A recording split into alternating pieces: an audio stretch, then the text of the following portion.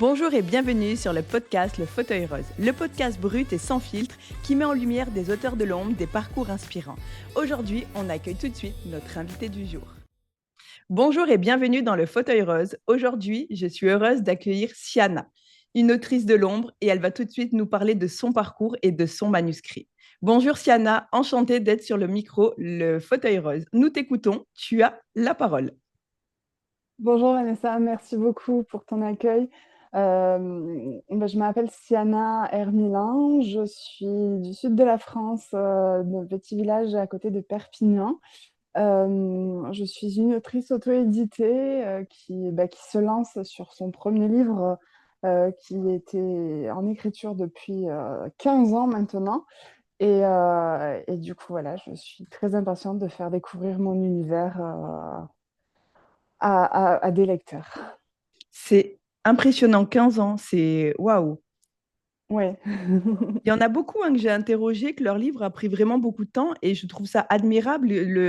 En fait, que vous abandonnez pas votre écriture parce qu'il y en a beaucoup qui n'auraient pas eu cette force de caractère et qui auraient dit, bon, allez, c'est bon, je range tout, c'est pas pour moi. Que là, on ressent vraiment une force de caractère et c'est vrai que je le retrouve vraiment chez la plupart des auteurs que j'ai pu interviewer. Raconte-nous alors un petit peu l'histoire de ce manuscrit qui t'a pris 15 ans à écrire.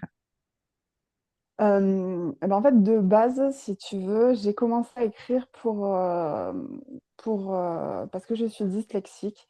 Et tous les spécialistes de la dyslexie que j'ai rencontrés, dyslexie, dysorthographie, m'ont dit qu'il fallait que je travaille les mots, donc que ça soit en termes de lecture, d'écriture. Et donc, j'ai commencé à lire des mangas.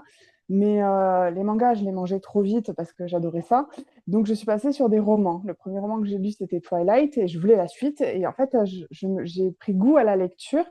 Et depuis toute petite, en fait, dans ma tête, je me faisais le soir des petites histoires. Et je me suis dit, bah, pourquoi pas les écrire pour justement travailler ce problème de mots, d'orthographe, de grammaire, de conjugaison, de tout ce qui est complexe dans la langue française que même en n'étant pas dyslexique, on a du mal à appréhender. Et donc, c'est parti de base. C'était des petites pièces de théâtre sans forcément de description, des jeux d'acteurs que je faisais lire aux copains au lycée à l'époque. Et C'est petit toi à qui petit, j'ai écrivais mis. ça. Oui, c'est moi qui ai écrit ça. Je Waouh. l'ai passé à ma meilleure amie de l'époque et elle les dessinait. Donc, c'était très drôle. Et au fur et à mesure, en fait, j'ai rajouté des descriptions parce qu'elle me dit oui, mais là, je vois pas trop le personnage, comment il est. Donc, du coup, je rajoutais des descriptions sur l'environnement. Et au fur et à mesure, en fait, en parallèle de mes lectures, c'est devenu un roman. Bon, je l'ai repris, refait plusieurs fois. Le tome 1, qui est actuellement comme ceci, était bien plus court et il y avait le tome 2, le tome 3, le tome 4 dedans et progressivement, on a éclaté, éclaté, éclaté et ça a donné une potentiellement triple trilogie en 9 tomes. On verra si je tiens la cadence, mais bon, ce qui est prévu, c'est ça, 9 tomes.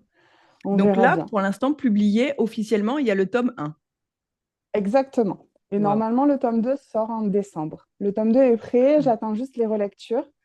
Le tome 2 est prêt, le tome 3 est en cours de finition, le tome 4 est aussi prêt. Et il faut que j'attaque le tome 5 en réécriture.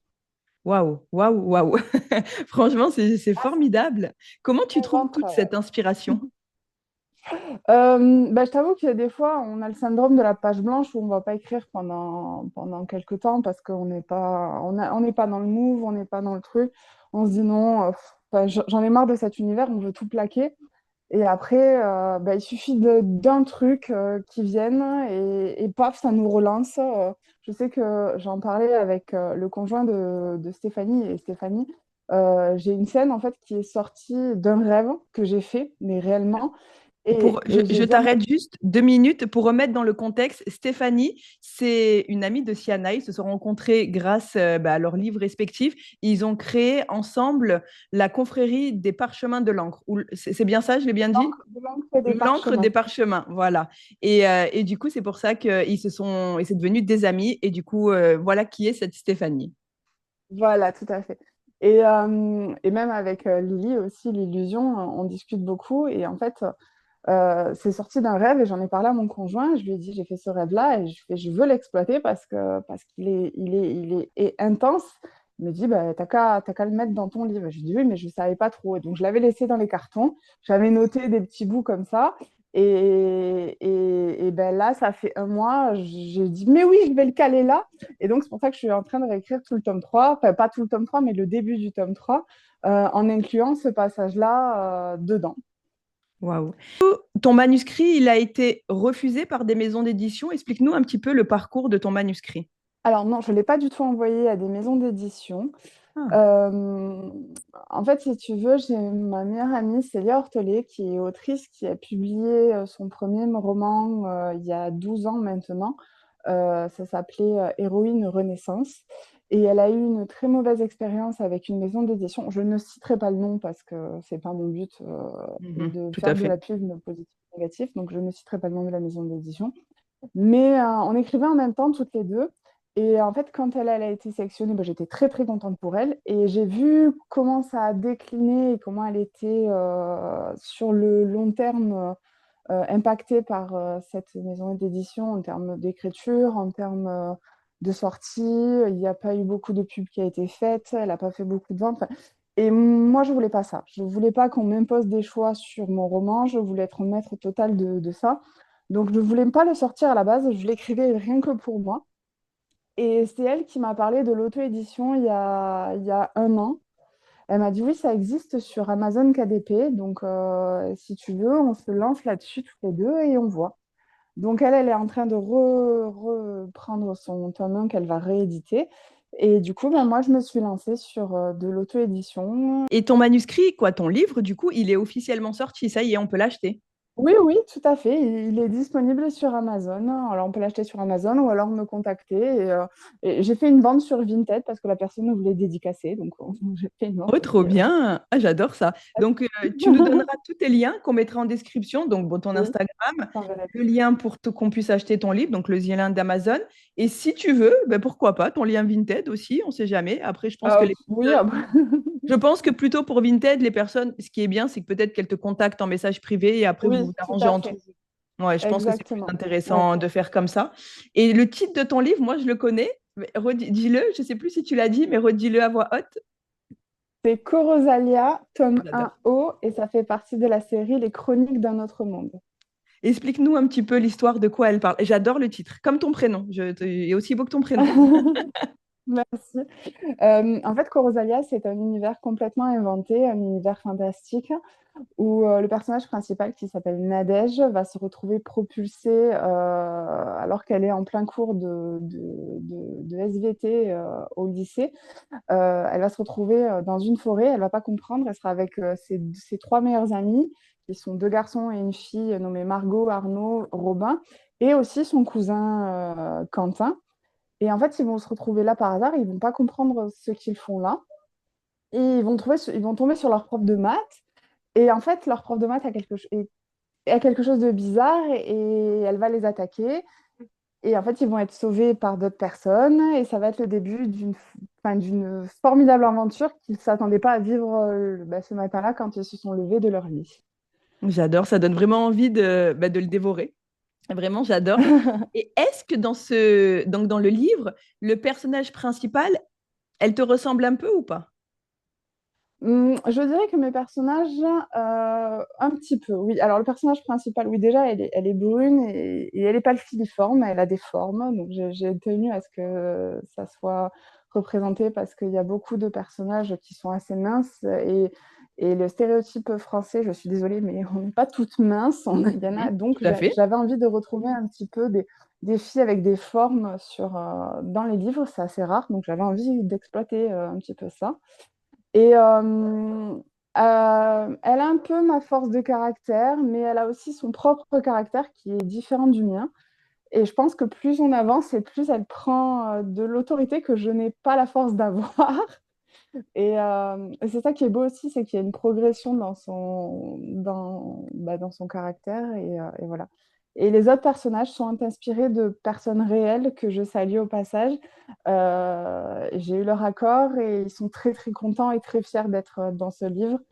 et dont mon meilleur ami qui nous a quittés il n'y a pas très longtemps et que du coup, je continue à faire vivre à travers mes livres.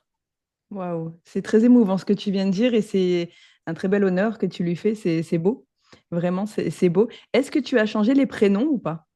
Non, non, j'ai laissé les prénoms sur les personnages principaux parce que j'ai essayé de les changer, mais j'arrivais plus à écrire. Donc, D'accord. je les ai laissés. Et il y a juste le prénom du personnage principal qui, à la base, s'appelait comme moi. Et j'ai changé parce que elle, oui, j'y arrivais pas. J'arrivais pas à écrire dessus avec celle-là. Donc, j'ai changé. C'est vraiment beau. Et dans la vie personnelle, qu'est-ce que l'écriture t'apporte? Alors, en étant dyslexique, j'avais vraiment peur des mots, si tu veux. Quand j'étais au collège ou au lycée, qu'il fallait faire des rédactions, tout ça, j'étais vraiment bloquée. J'avais peur des redites, j'avais peur. Vraiment, c'était une grosse angoisse que j'avais. Et à partir du moment où je me suis mis à écrire, que ça soit au début la pièce de théâtre ou alors après un peu plus en détail, j'ai moins appréhendé cette peur-là des mots. Et du coup, maintenant, je suis beaucoup plus à l'aise quand on me dit, oui, il faut que tu me fasses un rapport de 200 pages que j'ai eu à faire pour mon mémoire, par exemple. Ben, en fait, je me suis dit, mais attends, mais t'écris un livre, donc pourquoi, enfin, tu connais ton sujet, il n'y a pas de raison que tu n'arrives pas à aligner des mots pour écrire ton rapport. Donc, j'apprends plus maintenant quand on me demande voilà, de faire des mails, de faire des rapports, de faire ce genre de choses. Et ça m'a aidé beaucoup d'écrire, bon, que ce soit du fantasy ou autre chose. Et pareil, quand mon arrière-grand-mère est décédée, j'étais pas présente, j'étais à l'autre bout du monde. Et en fait, j'ai écrit pour faire passer cette peine parce que je pouvais pas être là. Et ça a été tellement émouvant pour ma famille qu'ils ont décidé de lire ma lettre à ma grand-mère au moment de l'enterrement. Et ça m'a fait très plaisir, mais j'étais peinée parce que j'étais pas là. Donc, mais je me suis dit, ça a touché les gens et c'est ça aussi que je veux. Je veux faire ressentir des choses aux gens. Pas forcément que de la tristesse, mais aussi de la joie et surtout, je veux les faire rêver. Eh bien, cet épisode de podcast, il est très émouvant. C'est ouf. Je suis Riche en désolée, Vanessa. émotions. Vraiment, j'aime beaucoup. Et en fait, ce que je retrouve, parce que moi, c'est vrai que je parle beaucoup de résilience, tout ça. Et en fait, on retrouve vraiment une forme de résilience chez toi qui est là par rapport à ta dyslexie, par rapport à ton vécu, ton meilleur ami qui est décédé. Enfin, c'est beau, en fait, ce que tu veux transmettre. Et en même temps, ben, Siana, aujourd'hui, elle nous transmet aussi que ben, même si on a de la dyslexie, eh ben, on peut quand même y aller, en fait. Donc, c'est beau pour toutes ces personnes-là qui doutent d'eux-mêmes. Et vraiment, chapeau. Franchement, vraiment, vraiment, tu Merci. peux vraiment être fière de toi. Est-ce que tu peux approcher ton livre de la caméra? J'aimerais bien qu'on le voie un Bien peu sûr. plus. Voilà, comme ça, les chroniques d'un autre monde, Corosalia. Et le nom, il vient d'où le titre? Il est très, très beau, le titre, hein. Alors, tu vas rigoler, mais Ouais. ça vient d'un médicament à la base. C'est vrai? Oui, je ne sais plus comment s'appelait le médicament, je cherchais un nom et j'avais le médicament sous les yeux et en fait j'ai fait un assemblage de plusieurs mots et je me suis dit ça sonne bien donc on va partir là-dessus. J'adore Et parce que je moi, crois que je... Corosalia, tu vois, je pensais au corail, tout ça. Et vraiment, j'adore. Je Mm. trouve que ça représente vraiment, du coup, ton livre, en fait, même la couverture. Ouais, C'est vraiment merci. beau.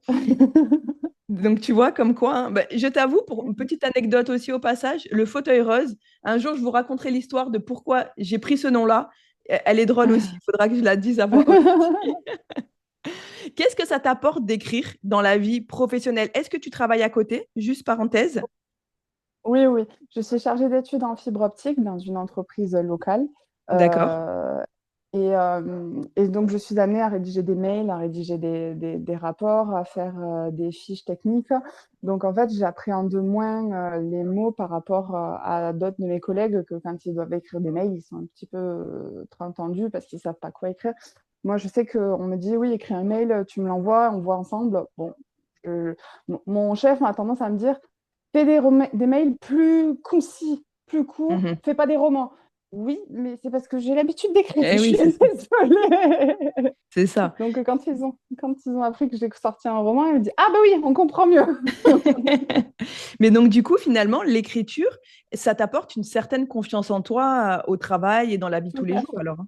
Oui, oui, oui, tout à fait. Quand je dois, même en termes de privé, quand je dois faire des mails ou pour l'administratif, C'est vrai que j'appréhende moins qu'avant ces étapes-là qui sont un peu compliquées. Des fois, on sait pas trop quoi mettre dedans. Alors du coup, j'aligne, je fais un premier jet et après je retravaille comme quand j'écris.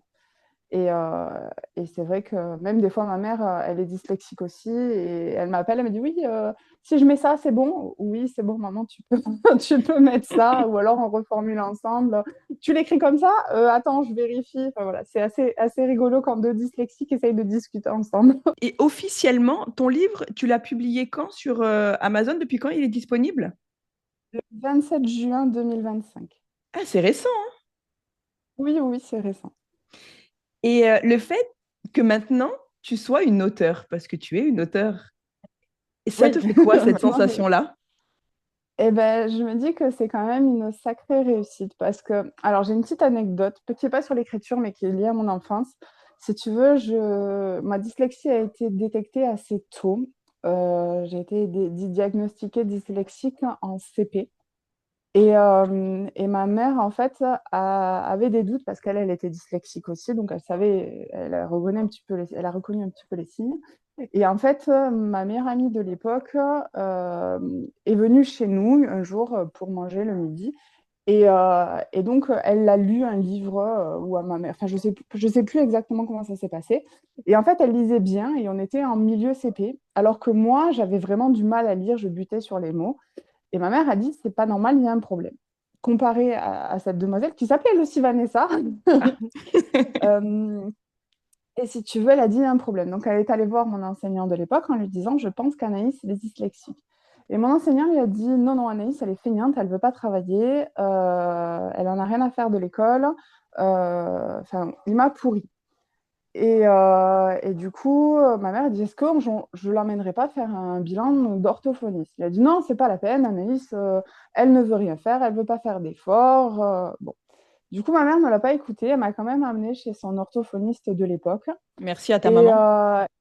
oui, merci à ma maman, enfin, je la remercie, même si ça n'a pas été évident, je la Mm. remercie du fond du cœur.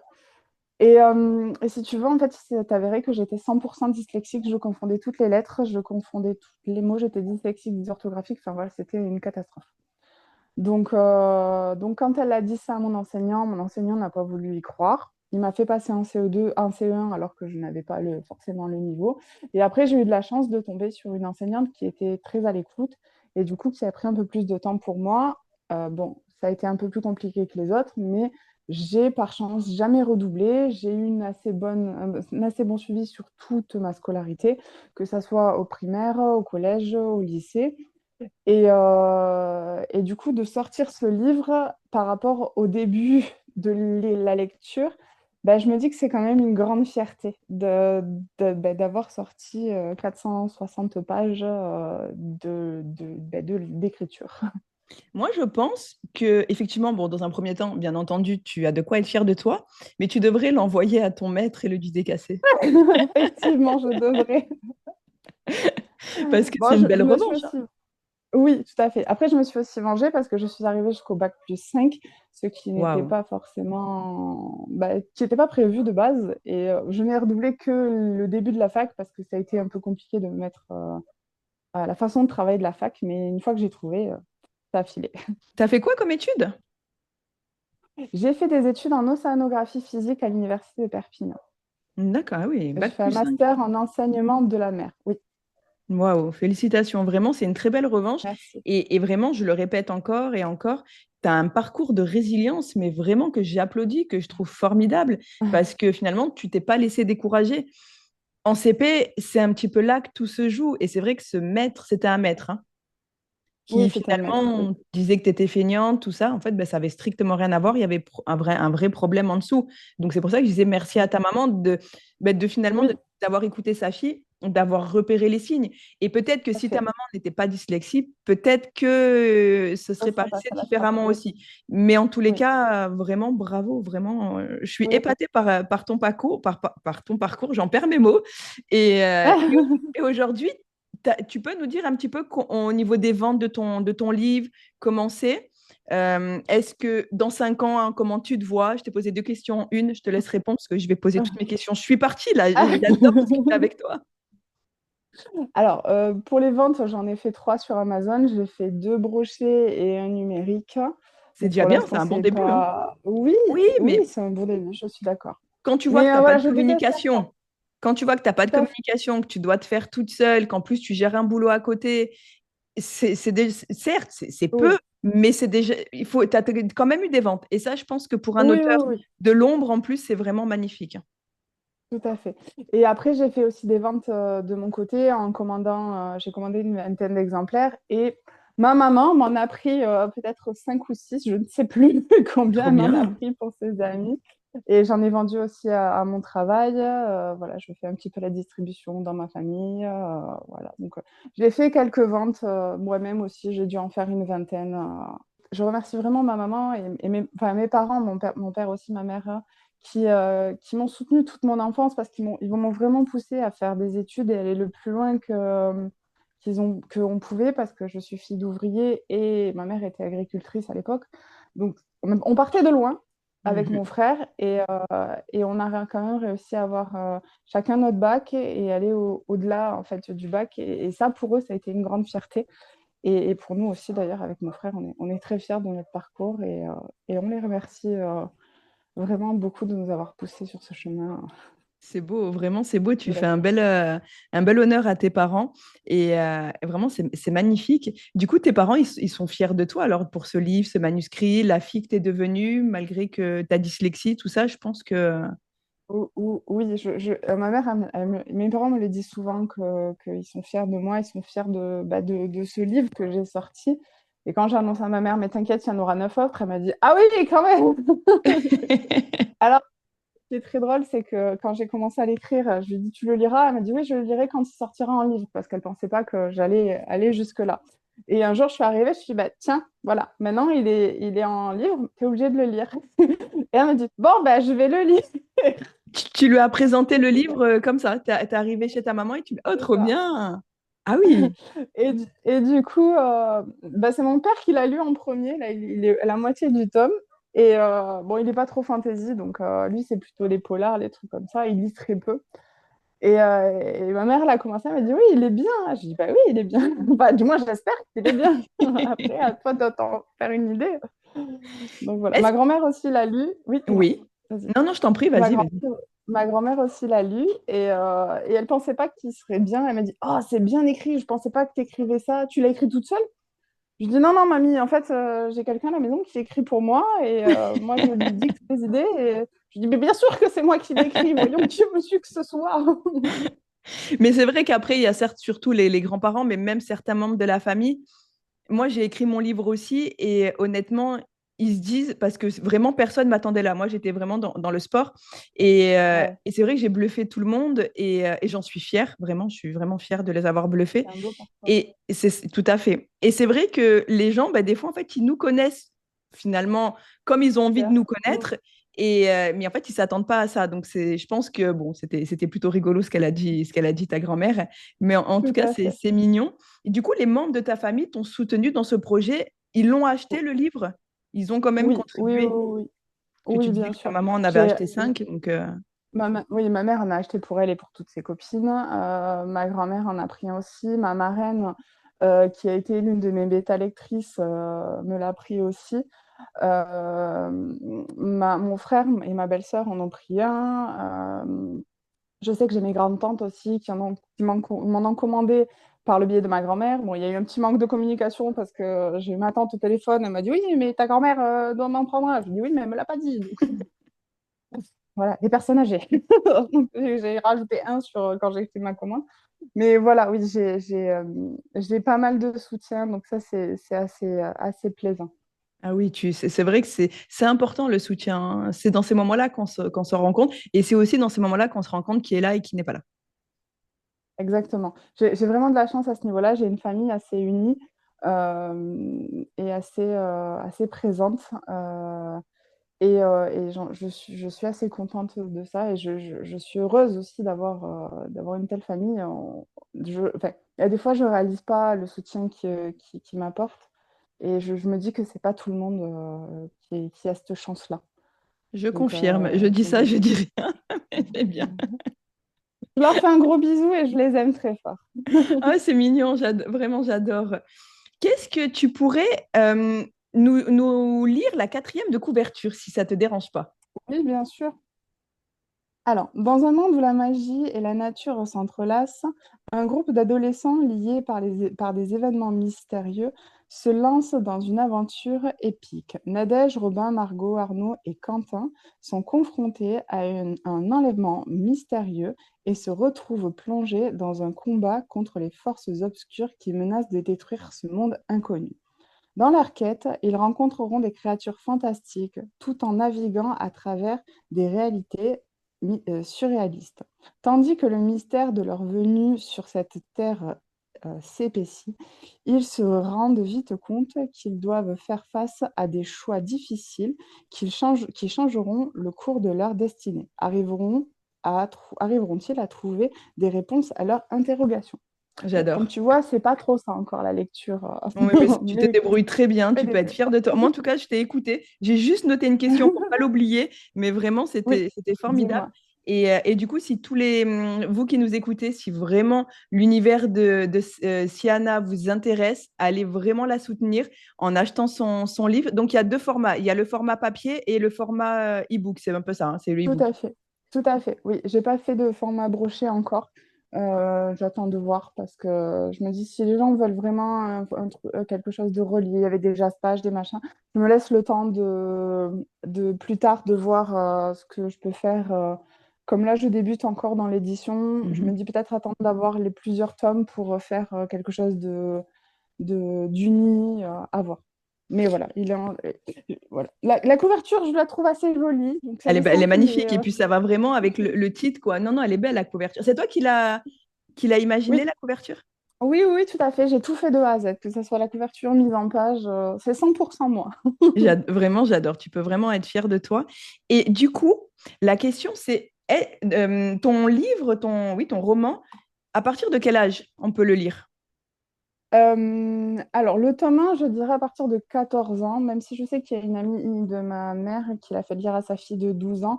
Il n'est pas. Alors, moi, je l'ai mis à partir de 16 ans pour être sûre, parce qu'il y a quand même des combats, des trucs. Je sais que maintenant, ça devient un peu plus compliqué de publier sans mettre Mhm. d'avertissement. Donc, moi, je l'ai mis à 16 ans. Le tome 2, voilà, je dirais qu'il est à partir de 12 ans, on peut peut-être potentiellement le lire.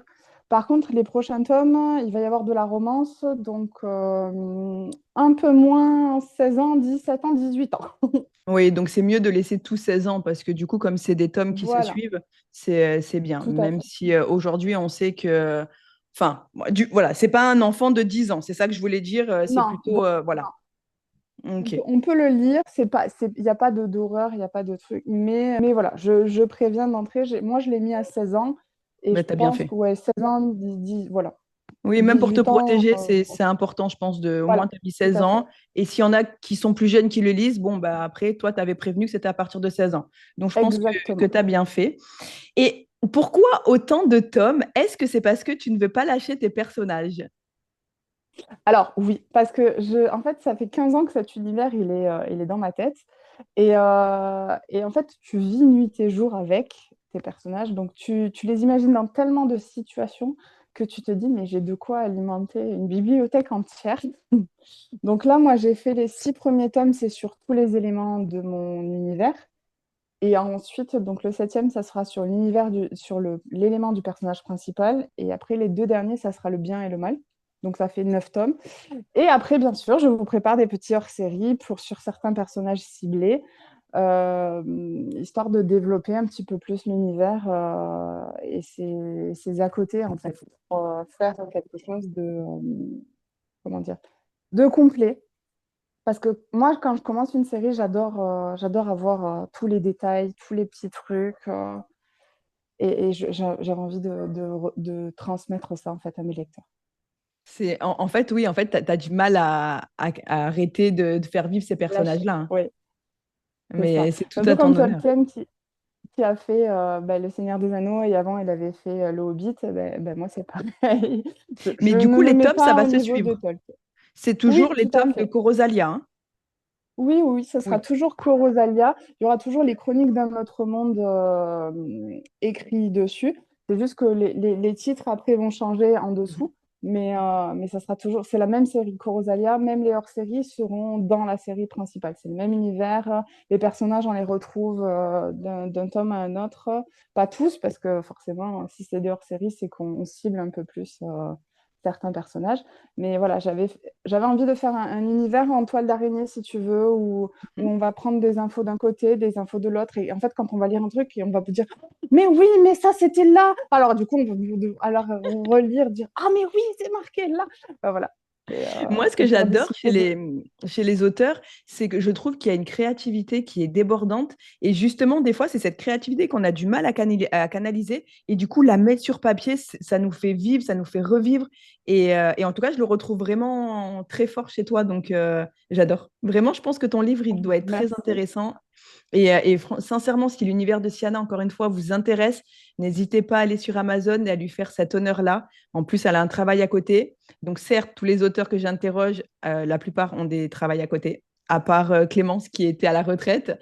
Mais honnêtement, c'est un parcours de résilience et qui est vraiment formidable. Donc, bravo à toi. Une dernière question pour Merci. toi, enfin, peut-être une avant-dernière. Quel message d'espoir, si j'ai envie de dire ça comme ça, tu aurais envie de transmettre aux personnes qui veulent se lancer, mais qui n'osent pas, qui ont peur des refus, qui ont peur de X choses, X raisons? On t'écoute. Lancez-vous. Si vous aimez lire, écrire, rêver, faire rêver les gens, ne vous limitez pas en fait. Moi, la seule limite que je m'impose, c'est ma créativité. Et pour le coup, j'en manque pas. Donc, Mhm. moi, je dis à tous les gens que je rencontre qui me disent oui, j'aimerais bien écrire, ben, lance-toi. Parce que le seul frein, c'est toi, c'est pas les autres. Alors, on peut pas plaire à tout le monde, il faut toujours garder ça en tête.